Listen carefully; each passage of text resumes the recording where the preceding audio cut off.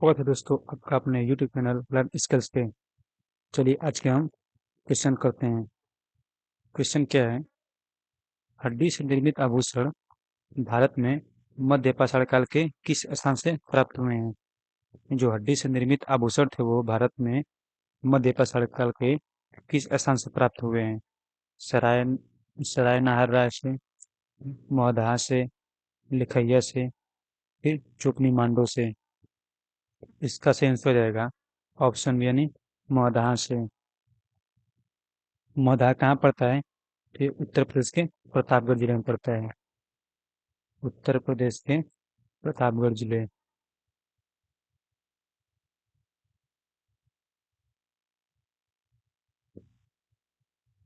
बात करें यहाँ से कौन कौन सा आभूषण मिला है, तो मिला ब्लेड, ब्लेड, खुरचनी, खुरचनी, भेदक, चंद्रिक, चंद्रिक। इसके अलावा क्या मिला? त्रिभुज और समलंब चतुर्भुज, यानी त्रिभुज, समलंब चतुर्भुज, समलंब चतुर्भुज। चलिए वाला क्वेश्चन करते हैं। निम्नलिखित में हड़प्पा नगर का कौन सा स्थान 3 भागों में विभक्त था? हड़प्पा नगर का कौन सा स्थान है जो 3 भागों में बांटा गया था? लोथल, कालीबंगा, धौलावीरा या फिर सुरकोटदा। इसका सही आंसर हो जाएगा ऑप्शन से नहीं धौलावीरा। ये धौलावीरा इसे 3 भागों में बांटा गया था। कौन कौन सा था? तो एक था गढ़, एक था गढ़, इसके अलावा था एक मध्य शहर, एक था मध्य शहर, उसके बाद एक कौन था? निचला शहर, एक कौन था? निचला शहर। और बात करें सबको 2 भागों में बांटा गया था। कौन कौन सा? एक निचले शहर और फिर ये दुर्ग बोल देते हैं, यानी इसको 2 भाग में बांटा गया था। कौन कौन से लिखते हैं यहाँ पे? दुर्ग और एक निचला शहर, निचला शहर। बात करें इसकी खोज की, जो हड़प्पा नगर है उसका खोज किसने किया था? बात करें इसके खोजकर्ता की, तो इनके खोजकर्ता कौन हो जाएंगे? तो खोजकर्ता थे जगपति जोशी, जगपति जोशी, जगपति जोशी। इन्होंने खोज कब की थी? तो 1969 ईस्वी में हड़प्पा नगर की खोज की थी जगपति जोशी 1969 ईस्वी में। जबकि इसके उत्खनन की खोज किसने की थी? जबकि इसके उत्खनन की खोज करने वाले R.S. विष्ट थे। उत्खनन के उत्खनन के खोजकर्ता, उत्खनन के खोजकर्ता कौन जाएंगे? वो थे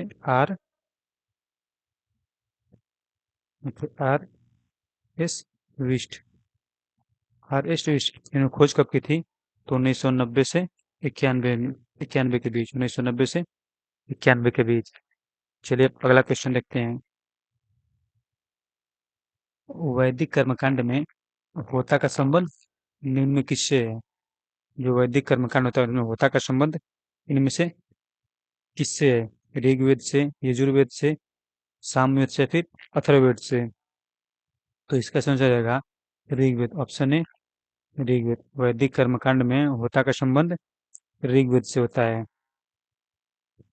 फिर अगला क्वेश्चन देखते हैं। होता का कार्य क्या होता है? यज्ञ में देवताओं को बुलाना, यज्ञ में देवताओं को बुलाना, में देवताओं को बुलाना। चलिए अगला क्वेश्चन देखते हैं। चतुर्थ बौद्ध संगति किसके शासनकाल में हुई थी? चतुर्थ बौद्ध संगति थी वो किसके शासनकाल में हुई थी? कनिष्क के शासनकाल में, अशोक के शासनकाल में, हर्षवर्धन के शासनकाल में या फिर मीनांडर के शासनकाल में। इसका सेंस हो जाएगा ऑप्शन ए कनिष्क के शासनकाल में। चतुर्थ बौद्ध संगति है वो कनिष्क के शासनकाल में हुई थी। कहाँ पर हुई थी? वो थी कश्मीर में। कश्मीर में कहाँ पे? कश्मीर में एक जगह था, कुंडल वन। कुंडल वन। कुंडल वन इसका नाम था। इसके अध्यक्ष कौन थे? यानी जो बौद्ध संगति थे उसके अध्यक्ष कौन थे? बात करें अध्यक्ष की, अध्यक्ष अध्यक्ष थे वसुमित्र। वसुमित्र। और बात करें उपाध्यक्ष की, उपाध्यक्ष कौन थे? वो थे अशोक घोष। अशोक घोष। इसी समय जो बौद्ध धर्म था वो दो भागों में बट गया। यानी बौद्ध धर्म कितने भागों में बट गया? दो भागों में बौद्ध धर्म का बंटवारा हो गया। बौद्ध धर्म का बंटवारा हो गया। कौन कौन से दो भाग थे? एक था हीनयान और दूसरा था महायान। एक था हीनयान, दूसरा क्या था? महायान। चलिए अब अगला क्वेश्चन देखते हैं। उस वीर भारतीय राजा का नाम बताइए जिसे सिकंदर ने झेलम के तट पर पराजित किया था। सिकंदर ने झेलम नदी के तट पर किसे पराजित किया था? आम्भी को, पुरुष को, फिर चंद्रगुप्त मौर्य को, या फिर महापद मंदन को? इसका आंसर हो जाएगा ऑप्शन बी यानी पोरुष या फिर पुरुष को। झेलम का युद्ध कब हुआ था? 326 ईसा पूर्व में हुआ था। बात करें युद्ध की तो वो हुआ था 326 ईसा पूर्व में। 326 ईसा पूर्व में किसके किसके बीच? तो सिकंदर के बीच और पोरस या फिर पोरू के बीच। इसमें हार किसकी हुई थी? तो ये जो पोरू है इसकी हार हुई थी। फिर इसे सिकंदर ने पोरस को उसका राज्य वापस लौटा दिया था उसकी वीरता को देखकर। तो अगला क्वेश्चन देखते हैं। शक संवत कब से प्रारंभ होता है? शक संवत है वो कब से प्रारंभ होता है? इसको किसने प्रारंभ करवाया था? तो वो करवाया था कनिष्क ने। इसको किसने प्रारंभ करवाया था? तो कनिष्क ने। कब करवाया था? तो अपने राज्यारोहण के समय। कनिष्क ने अपने राज्यारोहण के समय। अपने राज्यारोहण के समय या फिर राज्यारोहण के याद में कराया था। राज्यारोहण के याद में कब कराया था? तो 78 ईसा पूर्व में। ऑप्शन है 78 ईसा पूर्व से जो है शक संवत प्रारंभ होता है। फिर अगला क्वेश्चन देखते हैं। निम्नलिखित में से किस स्त्रोत में उल्लिखित है कि प्राचीन भारत में दासता नहीं थी? यानी दास प्रथा नहीं थी। दासता नहीं थी। यानी किस स्त्रोत में उल्लिखित किया गया है? अर्थशास्त्र में, मुद्रा राक्षस में, इंडिका में, या फिर वायु पुराण में? तो इसका सही हो जाएगा Indica. Option C Indica. Indica किसके द्वारा लिखी गई है? तो लिखिए मेगास्थनीज के द्वारा। मेगास्थनीज के द्वारा। यानी इंडिका के लेखक कौन हो जाएंगे? मेगास्थनीज। मेगास्थनीज कौन था? तो ये चंद्रगुप्त मौर्य का एक दरबारी था जो कहाँ से आया था? तो वो आया था सेल्यूकड निकेटर द्वारा यूनान से आया था। मेगास्थनीज कौन था? मेगास्थनीज की बात करें तो ये था सेल्यूकस निकेटर द्वारा चंद्रगुप्त मौर्य चंद्रगुप्त मौर्य के दरबार में मौर्य के दरबार में भेजा गया भेजा गया एक यूनानी दरबारी था। भेजा गया एक यूनानी दरबारी था या फिर राजदूत था। इन्होंने इसने जो ये मेगास्थनीज था इसने इंडिका में जो भारत का समाज था उसे 7 वर्गों में बांटा था। भारत समाज का बंटवारा इसने किया था। भारत समाज का बंटवारा किया था। कौन कौन से हैं वो 7 भाग? तो पहले पे है दार्शनिक। पहले थे दार्शनिक। दूसरे पे कौन थे? तो दूसरे पे थे कृषक। दूसरे पे कृषक। तीसरे पे कौन थे? पशुपालक। तीसरे पे कौन थे? पशुपालक। चौथे पे कौन से? कारीगर। चौथे पे कारीगर। पांचवे पे कौन थे? योद्धा। पांचवें पे योद्धा। और छठवें पे कौन थे? तो छठवें पे थे निरीक्षक। छठवें पे निरीक्षक। सातवें पे कौन थे? सातवें पे थे मंत्री। नहीं, जो मेगास्थनीज है, इसने इंडिका नामक पुस्तक में भारतीय समाज को 7 भागों में बांटा था: दार्शनिक, कृषक, पशुपालक, कारीगर, योद्धा, निरीक्षक और फिर मंत्री। बात करें वायु पुराण की, तो इसके लेखक कौन है? तो वायु पुराण के लेखक कौन हो जाएंगे? वेद व्यास। वेद व्यास। बात करें मुद्रा राक्षसी, तो इसके लेखक कौन है? विशाखा दत्त। इसके लेखक कौन है? विशाखा दत्त। और अर्थशास्त्र के चाणक्य। अर्थशास्त्र कौन हो जाएंगे? चाणक्य। चलिए अगला क्वेश्चन देखते हैं। निम्नलिखित में से किस ग्रंथ को लघुवेद की संज्ञा दी गई है? इनमें से कौन सा ग्रंथ है जिसे लघुवेद की संज्ञा दी गई है? नंदी कलम्बकम, कलिंग पुष्करणी, पेरिया पुराणम या फिर कुराल? इसका सही आंसर हो जाएगा ऑप्शन डी यानी कुराल। कुराल को लघुवेद की संज्ञा दी गई है। ये सब कैसे ग्रंथ हैं? ये सब तमिल ग्रंथ हैं। ये सब कैसे ग्रंथ हैं? ये सब तमिल ग्रंथ हैं। ये सब तमिल ग्रंथ हैं।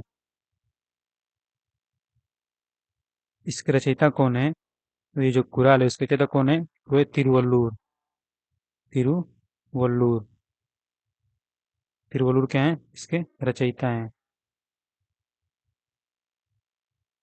इसमें कुल 133 अध्याय हैं। बात करें कुराल में, तो इसके अध्याय कितने हो जाएंगे? अध्याय हो जाएंगे 133। 133। तो कविताएं कितनी इसमें? 1330। बात करें कविताएं की, तो कितनी है? 1330। इसे तमिल साहित्य का बाइबिल या फिर पंचम देव कहा जाता है। ये जो कुराल है, इसे तमिल साहित्य का तमिल साहित्य का बाइबिल, सत्य का बाइबिल या फिर पंचम पंचम वेद, इसका कहता है पंचम वेद कहा जाता है। पंचम वेद। इसे तमिल साहित्य का बाइबिल या फिर पंचम वेद के नाम से भी जाना जाता है। तो अगला क्वेश्चन देखते हैं। शाहनामा का लेखक किसके दरबार से संबंधित था? शाहनामा का लेखक किसके दरबार से संबंधित था? शाहनामा का लेखक कौन था? तो शाहनामा का लेखक कौन था? फरिश्ता। फिरदौसी। कौन था? शाहनामा का लेखक फिरदौसी। फिरदौसी। ये किसके साथ दरबार कवि था? ये था महमूद गजनवी के। इसका हो जाएगा ऑप्शन बी यानी महमूद गजनवी। ये फिरदौसी क्या था? तो महमूद गजनवी का एक प्रसिद्ध विद्वान कवि और दरबारी था। ये क्या था? प्रसिद्ध विद्वान कवि और दरबारी।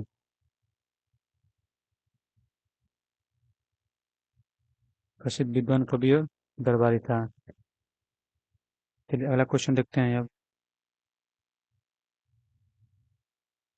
निम्नलिखित में से किस भारतीय वायसराय की हत्या एक दंडित अपराधी द्वारा उसके कार्यकाल में कर दी गई थी? कहाँ पर की गई थी? तो अंडमान में। अंडमान निकोबार में।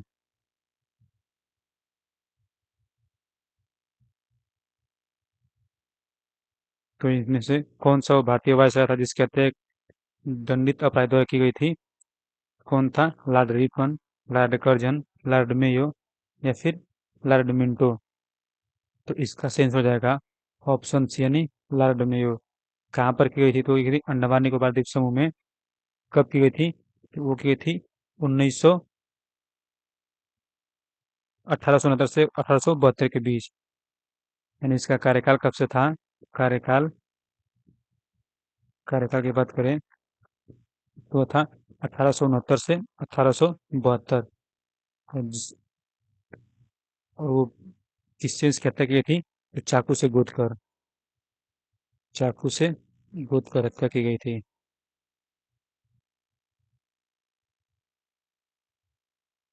पहला क्वेश्चन देखते हैं। भारतीय राष्ट्रीय कांग्रेस का प्रथम निर्वाचित यूरोपीय अध्यक्ष कौन था? भारतीय राष्ट्रीय कांग्रेस का प्रथम निर्वाचित यूरोपीय अध्यक्ष कौन था? एवो Hume, George Yule, Alfred web या फिर एनी बेसेंट? तो इसका आंसर हो जाएगा जॉर्ज यूले। चलिए अगला क्वेश्चन देखते हैं। इसे अध्यक्ष कब नियुक्त किया गया था? शुरू किया गया था 1888 ईस्वी में। 1888 में इलाहाबाद के राष्ट्रीय अधिवेशन में। 1888 में इलाहाबाद के इलाहाबाद के अधिवेशन में। इलाहाबाद के कौन सा राष्ट्रीय अधिवेशन?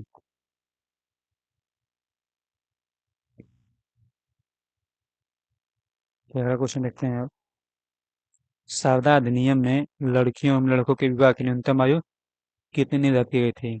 जो सारदा अधिनियम है उसमें लड़के और लड़की की विवाह की आयु कितनी निर्धारित की गई थी? तो लड़कियों की थी 14 और लड़कों की थी 18। Option B. इसका आंसर हो जाएगा ऑप्शन बी। ये किसके द्वारा ये सारदा अधिनियम लाया गया था? तो लाया गया था डॉक्टर हरिविलास के द्वारा। कौन थे डॉक्टर हरिविलास शारदा? कौन थे डॉक्टर हरिविलास शारदा? उन्हीं के द्वारा 1929 में इस प्रथा को लाया गया था। ये कहाँ के थे? ये थे अजमेर के निवासी थे। ये क्या थे? अजमेर के निवासी थे। इन्हीं के प्रयत्न से जो बाल विवाह कानून था उसे बनाया गया। इनके द्वारा बाल विवाह निषेध कानून बनाया गया था, यानी बाल विवाह को रोका गया था, निषेध कानून बनाया गया था। चलिए अगला क्वेश्चन देखते हैं।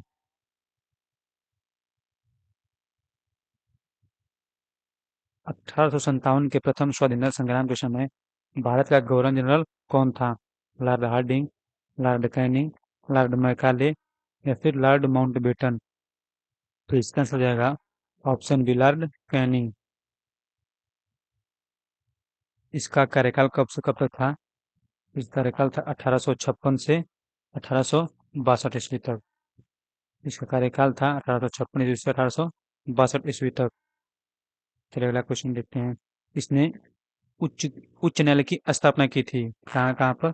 बम्बई, बम्बई, मद्रास, बम्बई, मद्रास, इसके अलावा कलकत्ता। इसने क्या की? इन तीनों जगहों पर क्या की? तो उच्च न्यायालय की स्थापना की। उच्च न्यायालय की स्थापना की थी। उच्च न्यायालय की स्थापना तथा इसने विधवा पुनर्विवाह का अधिनियम लाया। इसने विधवा पुनर्विवाह का अधिनियम लाया। विधवा पुनर्विवाह विधवा पुनर्विवाह अधिनियम। ये कब लाया गया था? तो ये लगाया था 1856 ईस्वी में। 1856 ईस्वी में। चलिए अपन अगला क्वेश्चन देखते हैं। निम्न में से भारत में 19वीं शताब्दी में पड़े किस अकाल को सी ऑफ कैलेमिटी कहा जाता? सी ऑफ कैलेमिटी या फिर प्रकोप का समुद्र कहा गया है। बिहार अकाल, राजपूताना अकाल, मद्रास प्रेसिडेंसी अकाल या फिर उड़ीसा अकाल? तो इसका आंसर हो जाएगा ऑप्शन डी, उड़ीसा अकाल। ये कब हुआ था? तो हुआ था 1866 से 67 के बीच। कब हुआ था? 1867 से 1867 के बीच। बात करें बिहार अकाल की तो ये कब हुआ था? 1873 ईस्वी में। बिहार अकाल 1873 ईस्वी में। राजपूताना अकाल कब हुआ था? हुआ था 1868 से 69 ईस्वी। बात करें मद्रास प्रेसिडेंसी अकाल की तो ये हुआ था 1866 से 1867 तक। चलिए अगला क्वेश्चन देखते हैं। राजस्व शब्द का प्रयोग सर्वप्रथम किसने किया था? राजस्व जो शब्द है उसका सर्वप्रथम प्रयोग किसने किया था? तो किए थे दयानंद सरस्वती ने। ऑप्शन है दयानंद सरस्वती। जबकि राजस्व हमारा जन्मसिद्ध अधिकार है और मैं इसे लेकर रहूंगा। उसका प्रयोग किसने किया सर्वप्रथम? बाल गंगाधर तिलक ने। किसका? राजस्व। क्या था? राजस्व मेरा जन्मसिद्ध अधिकार है। राजस्व मेरा जन्मसिद्ध अधिकार है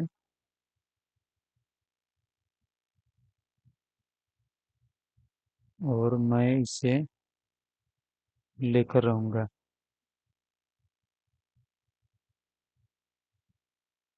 राजस्व मेरा जन्मसिद्ध अधिकार है और मैं इसे लेकर रहूंगा।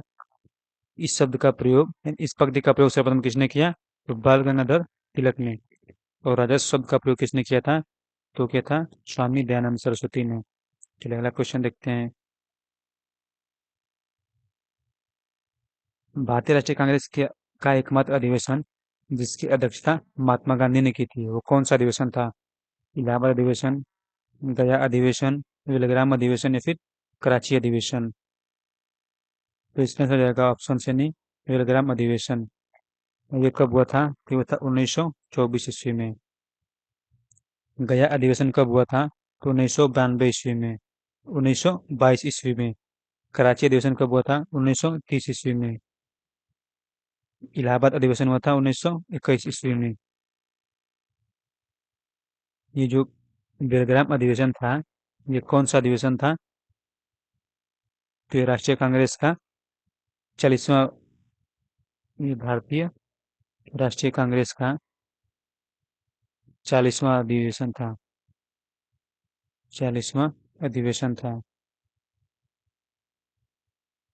जिसकी अध्यक्षता अकेले महात्मा गांधी ने की थी। चलिए अगला क्वेश्चन देखते हैं। निम्नलिखित में से किसी एक को लाला लाजपत राय ने अपना राजनीतिक गुरु माना था।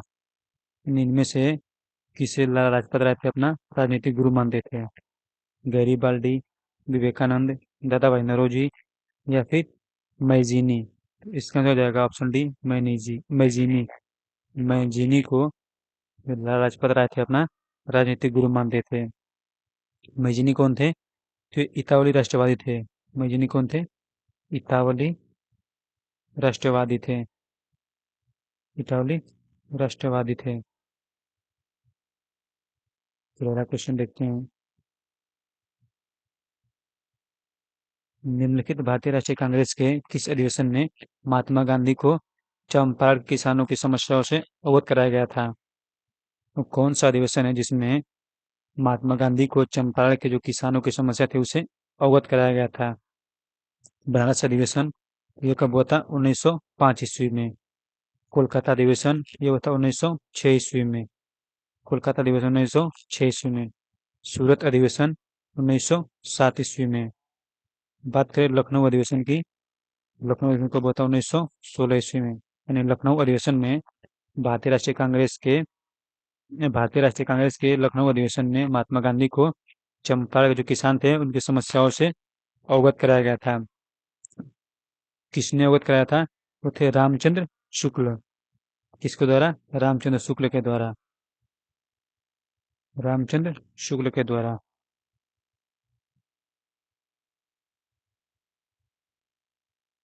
फिर अगला क्वेश्चन देखते हैं अब।